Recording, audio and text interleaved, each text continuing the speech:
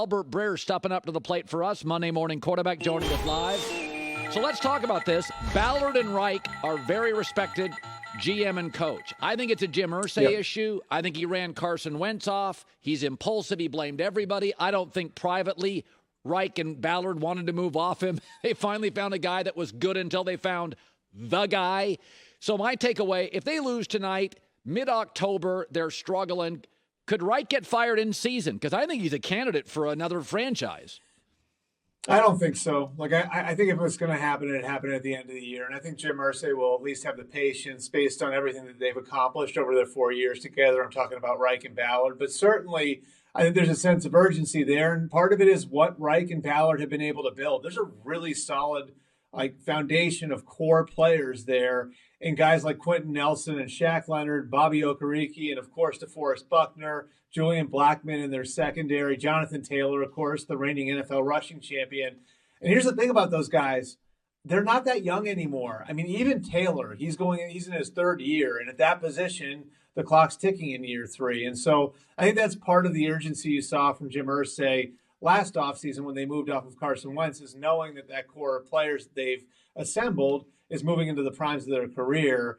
And, certainly I think that Jim Irsay at the end of the year would take it into account if they didn't make the playoffs, that core has now failed again. And maybe there'd be some more serious discussion to have then. But I think Irsay knows what he's got here and knows the sort of job that Ballard and Reich have done to this point. So he's going to give them a chance to prove that core is a group that they can win with. By the way, Eagles came into the season with the easiest schedule. They play in maybe the weakest division. They've gotten some rainy games. They've yet to play from behind. And last year, they didn't beat a playoff team. They trailed a playoff game 31-0. Some teams peak early. Some teams get breaks. I like Philadelphia a ton. But Donovan McNabb said they're about a year to 2 away. And my takeaway was, I think he's probably right.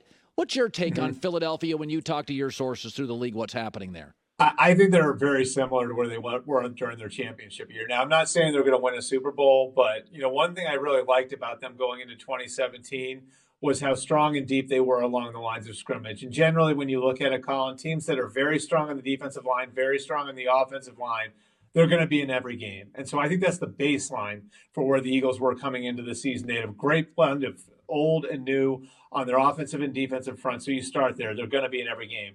And now when you build out from there, you're starting to see guys who are playing really well under Nick Sirianni and his staff, whether it's Darius Slay on defense, A.J. Brown, Devontae Smith on offense. Miles Sanders last week had 134 yards rushing. And so, I think the foundation here is this is going to be a good competitive team on a week-to-week basis based on the foundation that they built along those lines of scrimmage, and that's what makes them similar to that 2017 team. Now the swing factors are going to be those other guys. And, of course, the quarterback's in that group, too. He's played great. And I think what's so impressive about Jalen Hurts is he's improved in areas that quarterbacks generally don't improve in. His anticipation's gotten better. His pocket presence has gotten better. His accuracy has gotten better.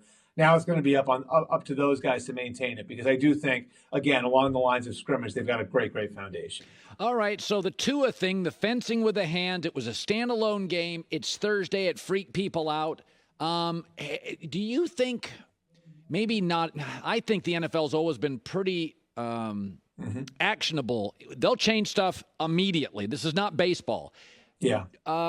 Concussion protocols. What's your guess on if there's going to be some tweaking done within the league here as we speak, week to week? I think it could happen in the next 8 hours. I think it could happen before kickoff tonight. The union and the league have been talking about it.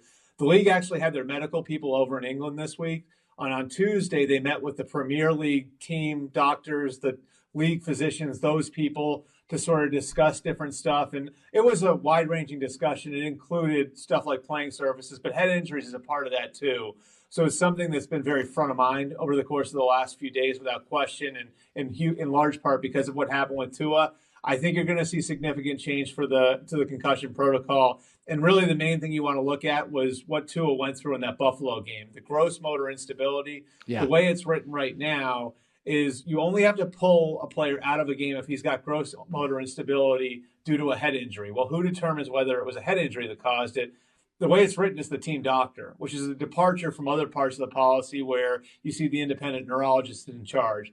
my anticipation is what they're going to do is they're going to remove that part out altogether. So if you see gross motor instability after an event, like we saw with Tua when Matt Milano slammed his head against the turf, he's going to be out of the game, which is what I think independent neurologists around the country have suggested forever and ever with these guys. When in doubt, pull them out. I think they're going to tweak the policy in that way where if there is gross motor instability of any kind, players are going to be pulled out of games. And I think you see it already.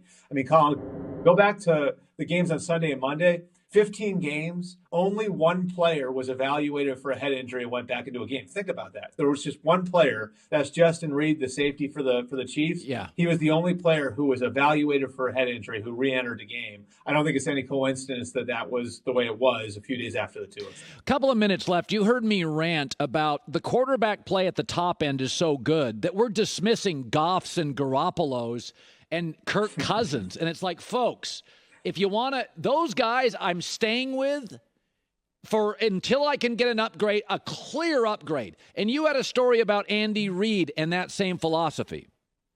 Well, I love your take on this, Colin, because really, I think we get caught up so often in like, how can I find an elite quarterback? And you're acting as if there's one available every offseason. It doesn't work that way. I think the place you want to be is you want to be competent at the position, which sets you up and buys you time to go and find somebody else. And that's what Andy Reid did in Kansas City. They traded for Alex Smith, knowing Alex Smith might not be our quarterback for the next 10 years, but we can be competitive. We can build a program with Alex Smith. So they go 4 years with Alex Smith as a starting quarterback. They make the playoffs in 3 of those years. They're able to build up different parts of the roster. And every year they look at the draft and say, okay, what's coming along? Who do we like? And they wind up falling in love with Patrick Mahomes in 2017. They trade up to go and get him. They get real aggressive to go and get him. They've got the capital to do it because they built up the rest of the roster so they don't have needs all over the place. And because they've got Alex Smith on the roster, they can sit Patrick Mahomes for a year. And Patrick Mahomes is entering into a roster that's already built up.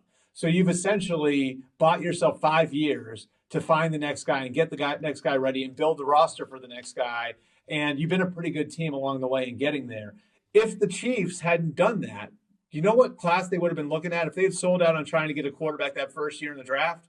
That draft had Geno Smith in it, had E.J. Manuel in it, had Matt Barkley in it. Boom. So, I mean, that's what it is, you know? And so I think you look at like what the Raiders are doing with Derek Carr, yes, what the Vikings are doing with Kirk Cousins, with new coaches in those places and Josh McDaniels and Kevin O'Connell. That's 100% what it is. You can be competitive with Kirk Cousins. You can be competitive with Derek Carr, and that'll buy you time to find the next guy. Whereas if you're blowing the thing up in the beginning, you probably won't last long enough to find somebody who's truly special. Yeah, I'm not moving off Goff, Garoppolo, Cousins, Carr. Not moving off them until I have a guarantee. Great seeing you as always. Hi, everybody. Thanks for watching. Subscribe here to get the latest from the show. Also, be sure to check out more of the best clips from The Herd or go watch a few segments from other shows on FS1.